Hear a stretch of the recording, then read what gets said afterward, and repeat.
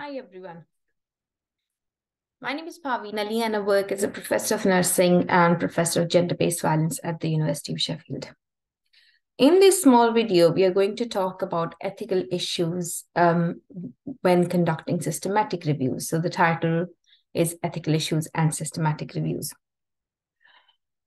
As you know, systematic reviews are very common and they provide a very useful resource for researchers as well as novice researchers, and especially those students, and especially those people who are just starting to do their master's or PhD programs, and help them understand what is already available in the body of literature if they're reading systematic reviews, but it also allows them to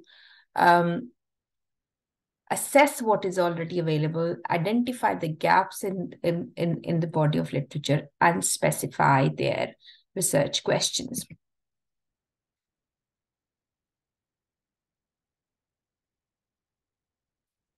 However, we do not often talk about ethical issues when conducting systematic reviews, and there could be various reasons of it. One is that systematic reviews or any kind of literature reviews are often seen as secondary research, where you use the research which is already available and you are not interacting with human participants.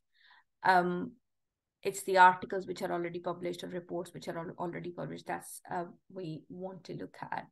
And therefore, it doesn't always occur to people that there could be ethical issues when writing or conducting systematic reviews as well. So in this session, we are going to look at the systematic reviews, the advantages and disadvantages of systematic reviews, and what ethical issues can arise during systematic reviews, especially from the perspective of reviewers, and especially novice reviewers, as to what is it that you really need to be thinking through when you are conducting your systematic review. So there are many different advantages of systematic review. As I just said earlier on, they help you identify gaps in the research in a particular specific topic, which will then help you develop your research question better. They help inform policy and practice, again, because the findings or the recommendations are aggregated from various different studies which are conducted in various different parts of the world about a particular topic. So they provide kind of an overarching view of the best practices or the recommendations to inform policy and practice, which authors would have looked from various different research studies. They help understand the question, the practice, and help in reducing bias, because again, you're going to include studies which are published in different settings, different countries, different places, of course, on the same research question, but using different methods. So it allows you to compare those various aspects between study, and therefore there is less element of bias. They save time and resources, because if somebody has to conduct a new study, they would have to go through the whole process of a research study. Whereas if you are going to look at a research topic, identify a research question, and look at what already is available, it just gives you a very good idea as to how the problem is being perceived and experienced, or affecting individuals or practices wherever, and it helps you sort of understand the implications for it, and therefore saves time and resources, especially when systematic reviews are conducted as part of the master's program, which is usually a very big sort of use of systematic reviews. They allow people to, or students to, learn the process of research and reviewing, and saves their time, because you don't have to go through the ethical application process and getting ethical permissions, which can take quite a long time sometimes. And it requires less resources, because the reviewer and maybe just one other person can do a systematic review. So it still has got a lot of advantages, but uses less time and resources. And they help enhance transparency. Again, it relates back to the point about reducing bias, because you're looking at the information coming from various different studies conducted in various different settings and by various different authors to try and then kind of you see what they have identified, but then it strengthens the findings of those researchers because you're comparing and contrasting, and you're providing your input with regards to their study and what the findings are. So it increases and enhances transparencies of their study as well as the review that you're conducting. Having said that, there are certain limitations of systematic reviews as well. So for example, systematic reviews can be biased in the sense that, they would only entertain high quality studies, and those could be very limited. So depending on what your research or review topic is, you're limited to only studies which are available out there and which maybe are of high quality, and that's the only thing you could include in your review. So therefore, we wouldn't know a lot about studies which are not published, or which may not be of that high quality, or which may not have positive results. And that brings it to publication bias, because we already know that studies with the positive outcomes and studies with the high quality studies are more likely to be published than the lower quality studies or with lower sample studies, and or studies which do not identify positive outcomes or no outcomes at all. So that can have an impact. Heterogeneity of studies. Not every study is studies are not homogeneous. So sometimes it's really difficult to draw conclusions from the studies in the systematic reviews.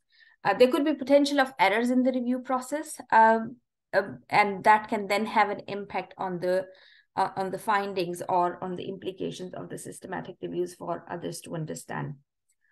It depends on the skills and the confidence of the reviewers as well, and also what their worldview is about a particular topic, and that can also have an impact on how the findings are presented. So these are some of the limitations of the systematic reviews. The other one is limited generalizability, depending on the studies that you've got and where those studies have got. For example, if all the studies published on one particular topic are from developed world, chances are the generalizability of that, the findings from that review would be limited for the settings in developing countries. So that's just one example. There could be many more.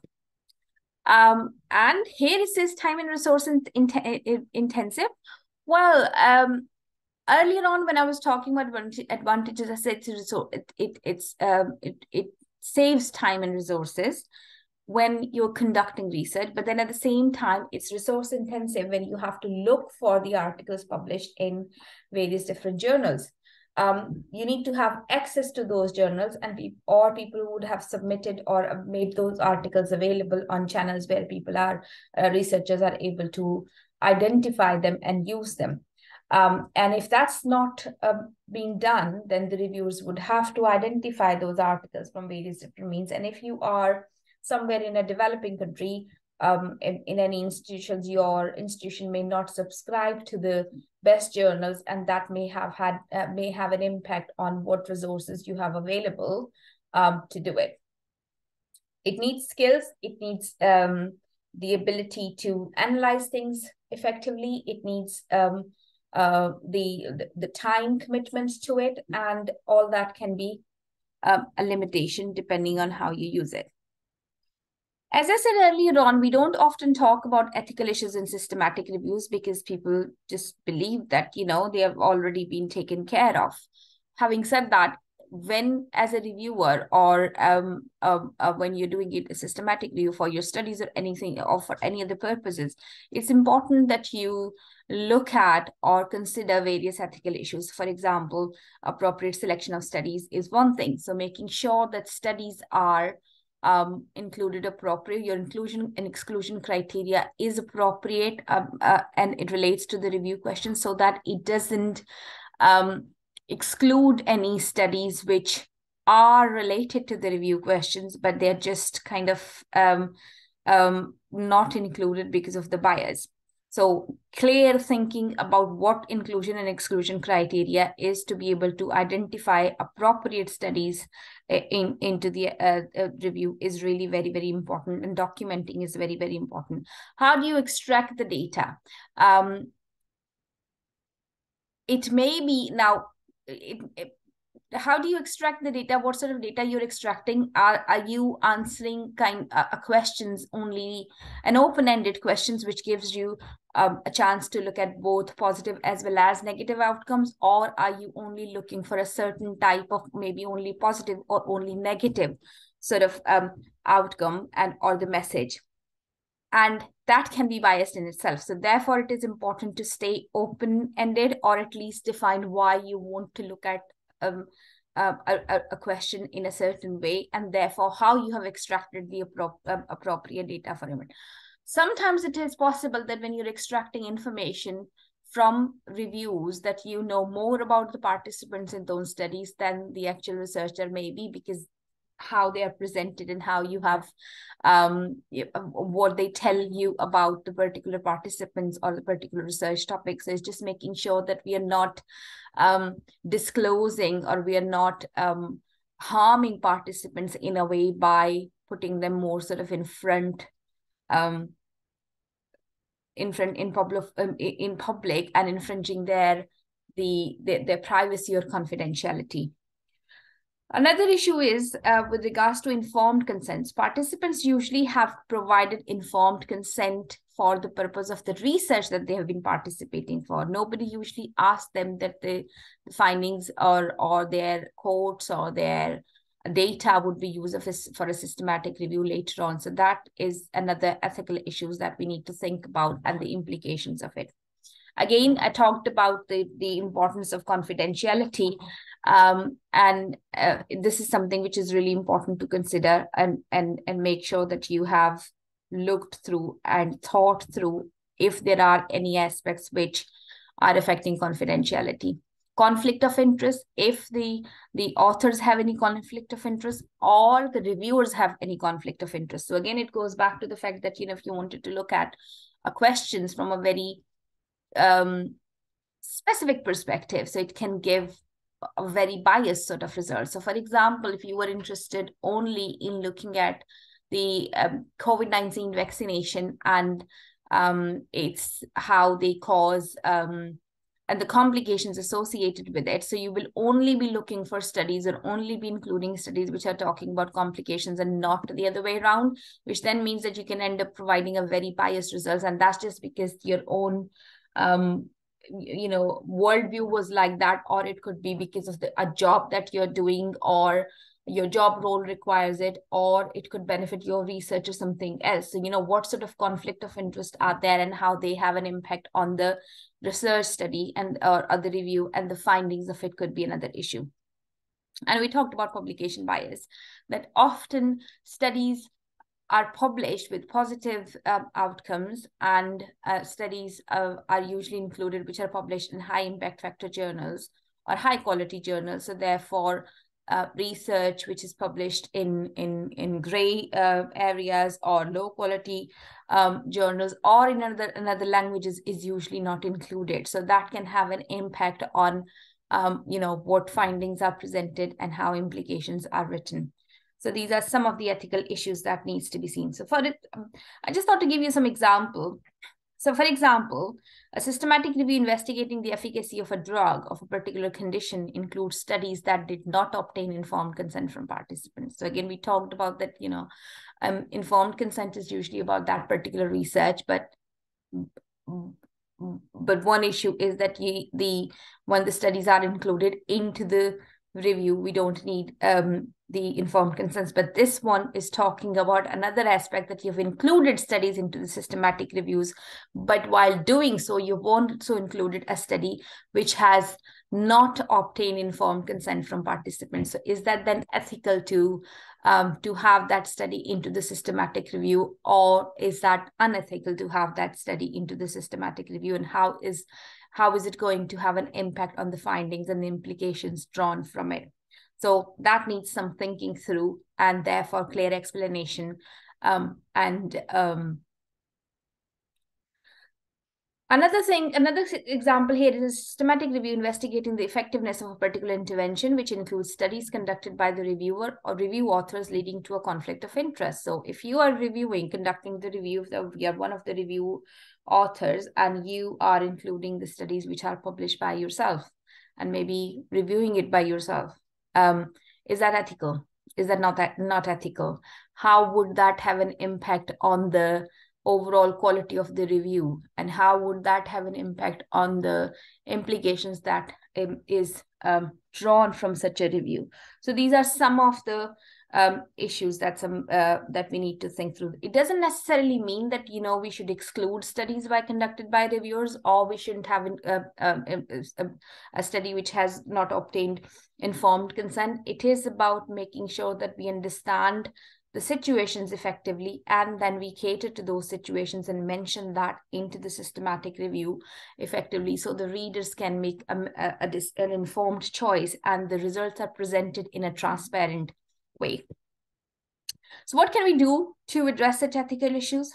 So one thing is that we can develop clear guidelines for ethical conduct and systematic reviews to have robust inclusion and exclusion criteria.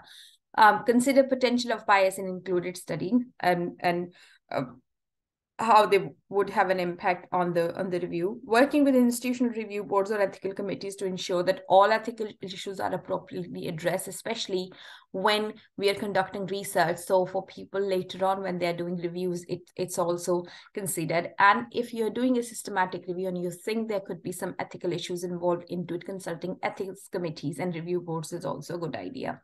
Conduct sensitivity analysis to determine the impact of potentially biased or unethical studies on the overall conclusion. So as I said earlier on, so it would depend on a review to review basis as to will you be including studies which were given for an example, or will you not, but it will depend on how they're going to have an impact on the overall conclusions and making decisions around that and documenting those decisions effectively and clearly.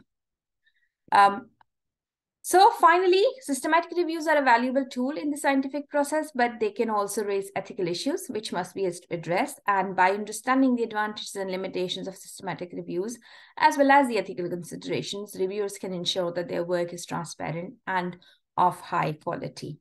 So I hope you found this this little session useful. But if you have any questions, please do send me an email or a comment, and I'll try and answer your queries. Thank you for your time.